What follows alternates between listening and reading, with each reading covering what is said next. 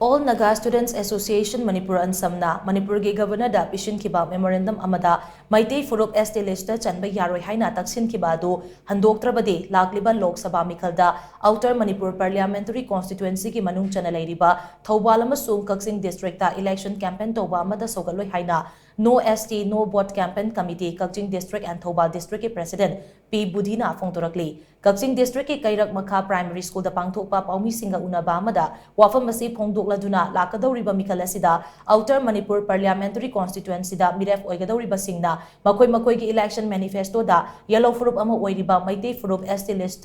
Yahandanabagi wafam hapkadabani Indian Constitution ki makhata India ki citizen ama oina Manipur gi yellow phurup ama oiriba Meitei na schedule tribe demand tawbada atopa community amatana thingbagi right leite hainasu mahakna makhata ki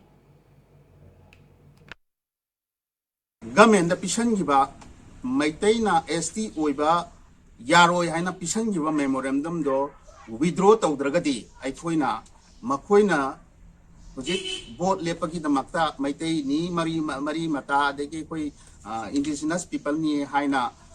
mari mata thiraga vote homba khotpagi thabak adu aikoi madudai duda support sukau tawroi maramdi makoi withdraw tawjagadabani withdraw tawdriba aikoina makata na makoida aikoina vote ki karigumba iram amatada moi ki vote ki chida koi support sukau tawroi aduga amana makoi ki manifesto da Meitei na asugumba ST tawbajida ST tanbajida demand tanbajida Meitei ama aikoi indigenous ama aikoi oina aikoi support tawi haiduna makoi ki manifesto so happy gadabani aikoina ST oiba oidaba haibase Ansam na pigadaba sunate Manipur government na pigadaba sunate masidi India government na India gi magi sana pathap tu ki matungina India gi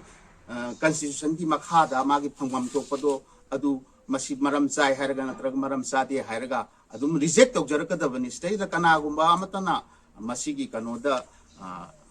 ST piba ngamdi haibatare